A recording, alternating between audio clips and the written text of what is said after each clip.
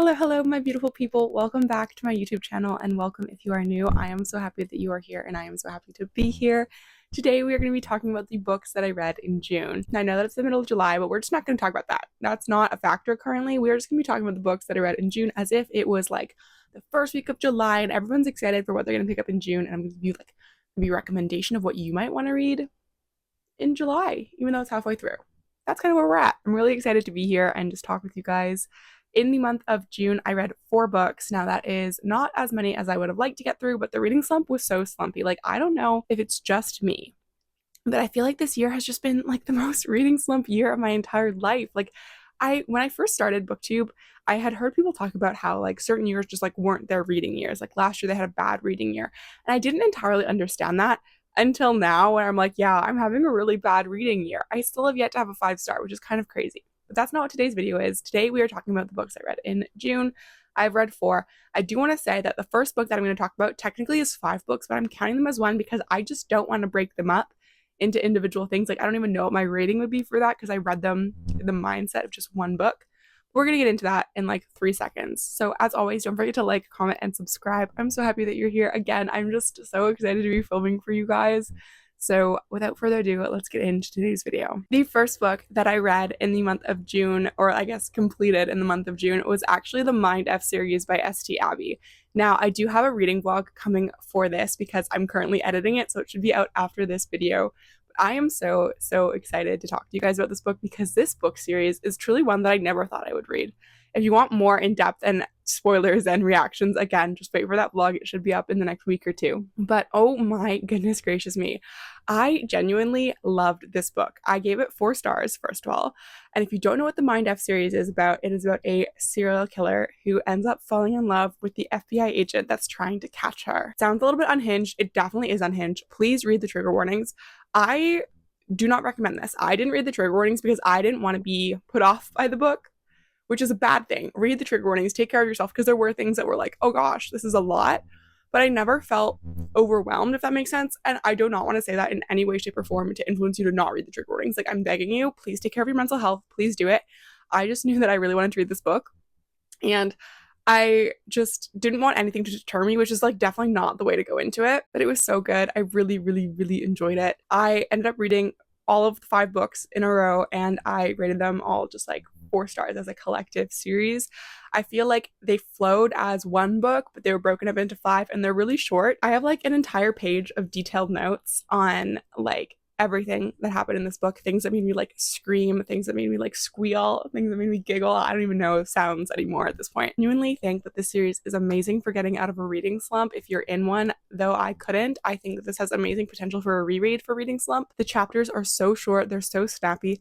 This is like a very gruesome and dark book, but it also has like lighthearted moments and joy in it, and like the cleverness of how Lana, our main character, like goes about these killings, and like the really lit insight into Logan's mind was really like intrigued me because I'm a really big true crime podcast girly, so just kind of like looking in as Logan's like FBI agent perspective was super fascinating to me. It had the most cute happily ever after ever, and like the epilogue and just all of like the little moments just really felt really full circle almost. There were a few things that I didn't like, particularly with Logan's behavior at one point, but I don't want to get into that because it was just one moment in one book and I talk about it in my reading blog. But that's not going to ruin the series because again, it is a dark romance series, so I need to get off my high horse a little bit. I feel like I've said absolutely nothing about the series because I definitely do not want to spoil it for you. Read the trigger warnings, pick it up. It is so much fun. Next book that I read in the month of June was actually Angel's Blood. Now this book was actually recommended by A Happy Hermit because, as we know, I love A Happy Hermit. She is like the best SJM TikToker person out there. Like, she deep dives. She goes into the theories, and her podcast, Spatulas and Speculations, is genuinely one of my favorite things. Happy Hermit, I love her. She's amazing. And so she actually recommended the series by Nailani Singh because it reminded her a lot of Crescent City, and just the writing just gave like SJM. So I was like, immediately, yes. I am just in a constant stage of needing to read Akamath, Akasif, like all of the things, Crescent City. So I was like, okay, maybe this is another series that I can get really attached to because there's 18 books and I really want to find a series that's super long that I can like really grit my teeth into. And so I thought that this was going to be perfect. Unfortunately, it was not. Unfortunately, I gave it 2 stars. Unfortunately, I did not have a good time. And that is not Happy Hermit's fault at all. I think the reason that I didn't have a good time is because, well, not I think, I know, I'm a stickler for consent. Like, if there is one thing in this world, in my books, that I need 100% to be like, okay, I need good consent, good communication in books. And this book just had the most weird, like, lusty energy that didn't make a lot of sense. Like, I'm telling you, like, when I was reading this, the vampires in this book are like creepy and like lusty and like trying to get with our main character, and she's like, ugh. And then like even the main male, like, love interest had like a sketchy moment of consent and like just weird lusty romance vibes. Like, I don't know, there was just kind of like this cloud of strangeness over the entire book with like a romantic atmosphere or like lusty atmosphere, and it just really turned me off of this series, and it really made it hard to read for me personally. I did not enjoy that. This book is about our main character. She is a vampire hunter, and she gets hired by the archangel in the city to hunt down another archangel, and she doesn't know why this archangel has disappeared. She doesn't know what's going on, and she has to find him, basically. I think that the concept of the archangels in this book was really, really interesting. They had powers as they aged.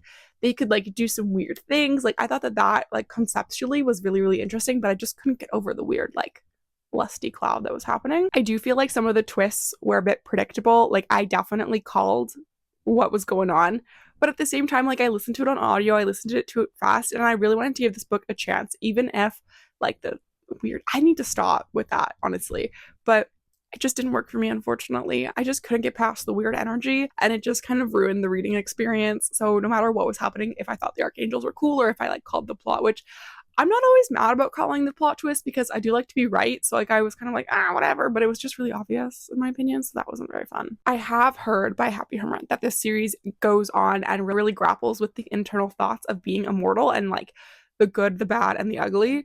And that is very intriguing to me, but I can't continue. It's really unfortunate. I'm sad about it. You're sad about it. We're all sad about it. The next book that I read was a second book in a series, and I read Swift and Saddled by Lila Sage. Now, this book was pretty fun, I will say. I am a small town romance girly. As you guys know, I have a video entirely dedicated to the Chestnut Spring series. Is it the best video that I've ever put together? Absolutely not. I'm kind of embarrassed by it, but it's there and I posted it. But I love the Chestnut Spring series with all my heart. Willa and Cade will forever be an amazing comfort couple. Like, their book is on like almost on the Akamath level of like comfort reads. Like, I am in love with that series. So anytime I get to read a small town romance, I'm always excited, but my expectations I think are a little bit too high in this series because I have to remember that Elsie wrote an entire series before she wrote the Chestnut Spring series, and this was Lila's second book after her debut novel of Done and Dusted. So I need to kind of like calm down on my expectations a little bit. But I just think that this series has yet to grip me, yet to hook me, and yet to make me fall entirely in love with it. This book I enjoyed, don't get me wrong, but it's nothing all encapsulating like other series that I have read are, and I don't know if that's damaging for this book in particular to like be putting pressure on it, but I want to be fully immersed, and I feel like I went into this book with really low expectations given that Done and Dusted didn't really work for me. This one worked a little bit better, maybe, I don't know. They're kind of on the same level, I think. The first thing I want to say about this book, other than that giant ramble, was that the Heartland references and the Price is Right reference, like, absolutely killed me, and I loved the nostalgia. Like, genuinely, I was like, this is so adorable. I love nostalgia. This was amazing. I feel like Wes was an amazing main character boyfriend. I feel like he was so sweet. He was so supportive. He was so kind.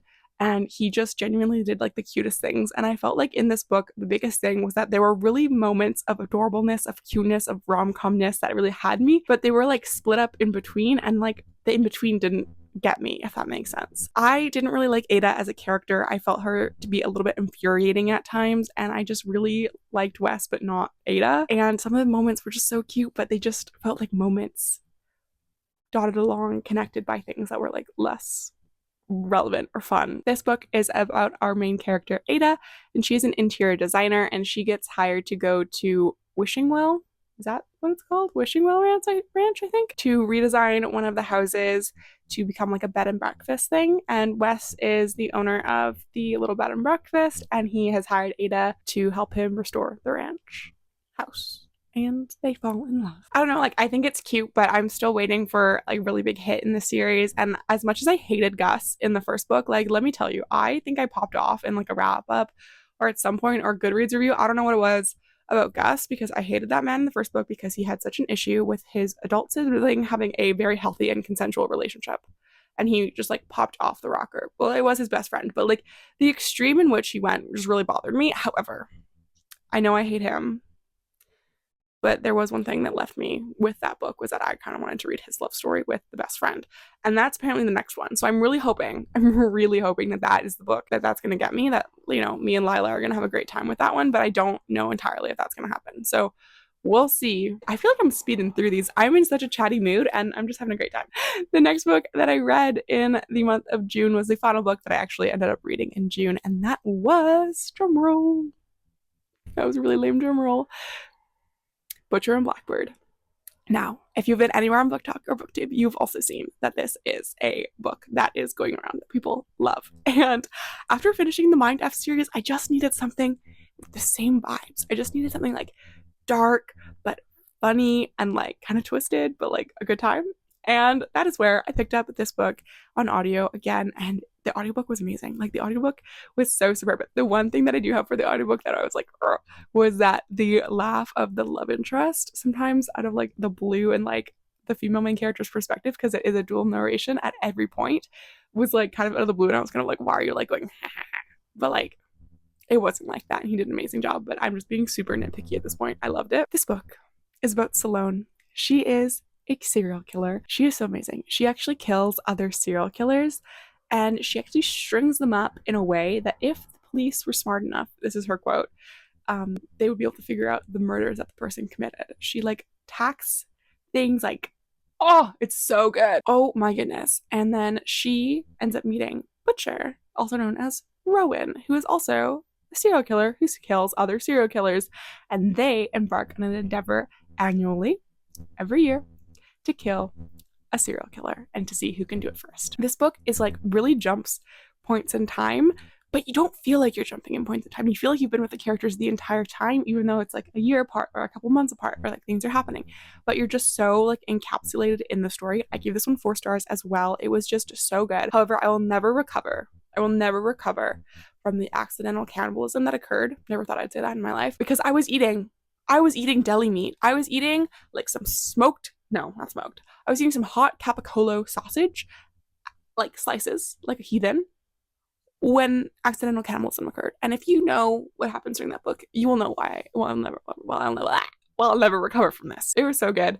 I genuinely think that it was just such a fun time. They say in the trigger warnings, again, read the trigger warnings, that this is a dark book with like really fun rom-com moments interwoven, and I think that's perfectly described. Like, you're gonna be laughing really hard, and then you're also gonna be like disgusted, and I mean it. The fact that Rowan was so obsessed with Salone in like the cutest way, and like I loved it. I loved everything about it. I thought it was so much fun. The reason I didn't get a 5 was that I kind of like left the book with a really, really firm enjoyment of it, but I didn't have that like giddy 5-star feeling, if that makes any sense. And I think that some of the things that happened made me like gag a little bit too much to give it a 5-star, if that makes sense. Because I feel like 5-star for me personally is like, I loved it, I had this amazing feeling, I'm gonna go reread it immediately.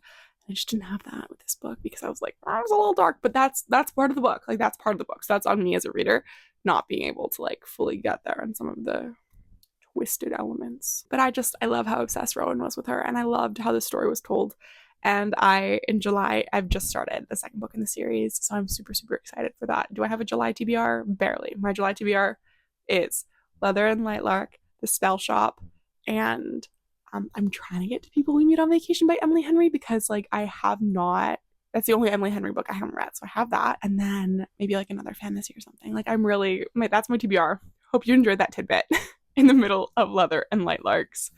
No, not Leather and Lightlark, no. Butcher and Blackbird. Wrong book. Oh my god, I need to stop rambling. I think that's the end of the video. I think that's all I have to say about Butcher and Blackbird, because it's amazing. Read the trigger warnings. It's so goofy. It's so fun. I'll never recover. And he's obsessed with her. I think that's everything. This has been so much fun for me to film. I love sitting here and just yapping with you guys. Like, genuinely, it's one of my favorite things to do. I'm so happy to be here, as you guys can probably tell. I'm so happy that you are here. I absolutely love filming this for you guys. Please do like, comment, and subscribe, and I will see you guys next time. Bye, everybody.